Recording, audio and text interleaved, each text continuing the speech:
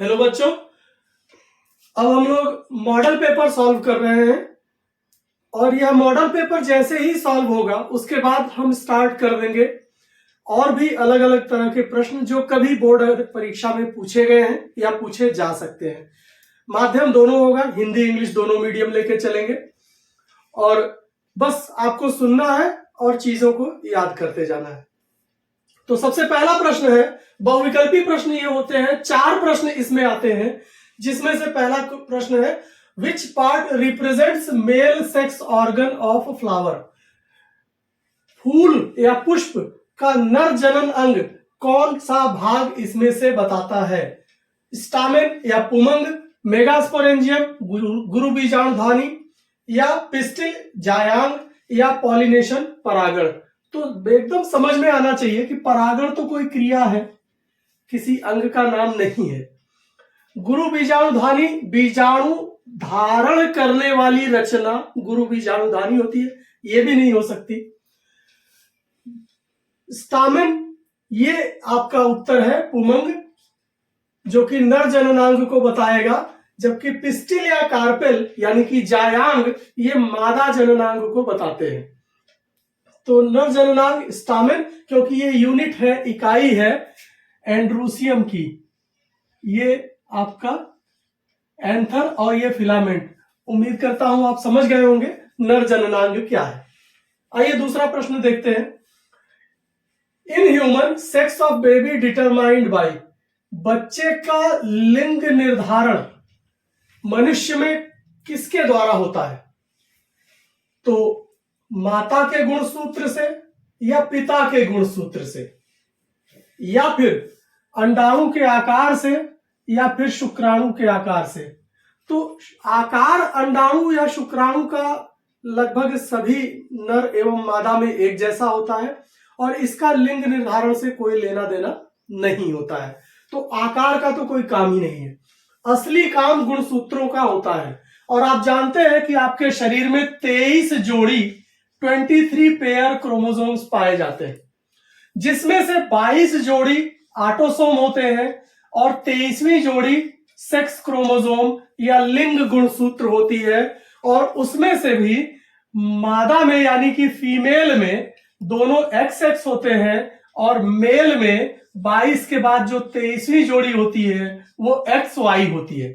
और यही Y गुणसूत्र नर जननांग के निर्माण में या मेल कैरेक्टर के डिटर्मिनेशन में रोल प्ले करता है, उसका मुख्य कार्य होता है। तो Y गुणसूत्र अगर नहीं है तो कभी भी बनने वाला बच्चा मेल नहीं होगा। तो इसका मतलब ये हुआ, और ये Y कहां पाया जा रहा है? पुरुष में। इस तरह से तय हुआ कि सेक्स क्रोमोसोम ऑफ फादर यानी पिता के गुणसूत्र, लिंग गुणसूत्र, ये वाले जो बाद में अंडरलाइन किए हैं XX और XY, ये है लिंग गुणसूत्र। आप याद रखें, दूसरे प्रश्नों में भी ये आवश्यक होंगे, लिंग गुणसूत्र। तो ये लिंग गुणसूत्र जो है ये दोनों ही है, XY वाले ये और ये XX। तो ये सब लिंग गुणसूत्र हुए। और किसमें Y गुणसूत्र है? तो नर में यानी कि मेल में, तो यानी कि फादर। तो ये हो गया सेक्स क्रोमोसोम ऑफ फादर। तीसरा प्रश्न है ऑब्जेक्टिव आपका, जेनेटिक इंजीनियरिंग आनुवंशिक अभियांत्रिकी इसे कहते हैं, जिसमें हम जीन की संरचना में परिवर्तन कर देते हैं। जीन डिफेक्टिव हो गया, खराब हो गया, उसमें कुछ बीमारी हो गई, तो उसको, उस जीन को ही हटा करके उसकी जगह पर सही जीन रख दिया जाए, इसको कहते हैं जेनेटिक इंजीनियरिंग। अब ये जेनेटिक इंजीनियरिंग का उपयोग कहां कहां हो सकता है? औषधियां बनाने में, कृषि में, खेती बाड़ी में, या दोनों में, कृषि में भी और औषधि बनाने में भी, या इनमें से कोई नहीं? तो आपकी जानकारी के लिए, जो हम भोजन के रूप में पौधे या जंतु का इस्तेमाल करते हैं वो भी तो जीव ही है, और उनके अंदर भी सुधार की गुंजाइश हो सकती है। कहीं प्रोटीन की मात्रा बढ़ानी है, कहीं पे कोई और मिनरल न्यूट्रिशन ऐड करना है। ये सब करने के लिए हमारी खेती बाड़ी में भी इसका उपयोग होगा। बहुत सारी वैरायटीज हैं, आपने पढ़ा भी होगा और उस पर हम चर्चा भी करेंगे कभी।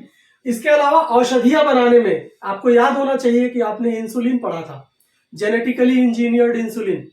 तो इस तरह से मेडिसिन और एग्रीकल्चर दोनों ही इसके विकल्प हैं, इसलिए ये दूसरा ऑप्शन जिसमें हमने लिखा है बोथ फर्स्ट एंड सेकंड, तो फर्स्ट एंड सेकंड दोनों ही यहां पर कार्य करेंगे कुल मिलाकर के। तो तीसरा प्रश्न हुआ। इसके साथ ही अब हम चौथा प्रश्न देखते हैं कि लाइकेन, जिसे हम छड़ीला भी कहते हैं, इसे हम मसाले के रूप में इस्तेमाल करते हैं। ये बहुत ही ज्यादा जो इकोलॉजी है हमारी, इकोलॉजिकल सक्सेशन, यानी कि हम कहें कि निर्माण, हमारा जो इकोलॉजी है उसके निर्माण में बहुत ज्यादा लाभदायक है।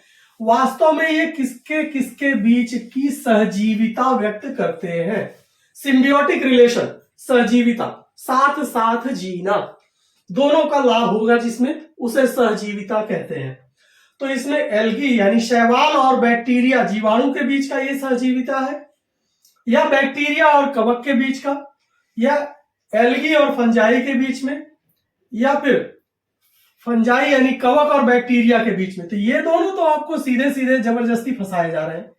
देखिए, कवक और बैक्टीरिया, बैक्टीरिया और कवक, यही है। यानी ये दोनों ऑप्शन लगभग एक ही हुए, इसके बारे में तो सोचिए ही मत, बचे ये दो। तो आपको जानकारी होनी चाहिए कि जीवाणु का कोई अस्तित्व एल्गी के साथ नहीं है, इतना जरूर याद रखें। ये एक पार्ट है एल्गी और फंजाई, या लाइकेन आपने कक्षा 11 में भी पढ़ा है, और यहां आप इकोलॉजी वाले सेक्शन में इसको देख रहे हैं। तो इसलिए यहां पर कवक एवं शैवाल दोनों ही शामिल होते हैं, और ये इसका उत्तर होगा। अब ये 4 बहुविकल्पी प्रश्न आपके आएंगे, और चारों ही बहुविकल्पी प्रश्न एक एक नंबर के होंगे। तो 1 × 4 = 4 अंक का ये पेपर हुआ। अब तक का ये क्वेश्चन पेपर इस तरह से है। अगला प्रश्न है वेरी शॉर्ट क्वेश्चन, इसमें भी 5 प्रश्न होंगे आपके, और इन प्रश्नों को आप एक एक करके देखिए। पहला प्रश्न है right chromosome number in Klinefelter and Turner syndrome. Syndrome का मतलब होता है बीमारियों का झुंड। जब किसी खास बीमारी का खास लक्षण पहचानने के बाद उसके अनुरूप दवा दी जाए और फिर भी असर न करे, तो इसका मतलब उसमें बहुत सारी बीमारियों का समावेश है, कई बीमारियों के लक्षण दिखेंगे भी, तो उसे हम सिंड्रोम कहते हैं। सिंड्रोम अकेली एक बीमारी नहीं रह जाती, कई बीमारियों के लक्षण। अब इसमें 2 सिंड्रोम है, एक क्लिनफिल्टर और एक टर्नर। तो इसको फिलहाल तो मैं आपको डायरेक्ट क्रोमोसोम नंबर की बात पूछ रहे हैं, तो आप जान जाइए कि क्लिनफिल्टर सिंड्रोम में 47 क्रोमोसोम होंगे, और टर्नर सिंड्रोम में टोटल 45 क्रोमोसोम होंगे। ये तो इसका उत्तर रहा, लेकिन इसको थोड़ा समझ लेते हैं होता क्या है वास्तव में। अभी अभी हम लोगों ने मनुष्य के लिंग गुणसूत्रों के बारे में देखा, या गुणसूत्रों के बारे में देखा, तो इस तथ्य को हम थोड़ा सा और बेहतर तरीके से समझने का प्रयास कर रहे हैं। देखें जरा होता क्या है वास्तव में, इसके गुणसूत्र कैसे होते हैं। तो क्लिनफिल्टर में 22 क्रोमोसोम तो रहेंगे ही, 22 गुणसूत्र प्लस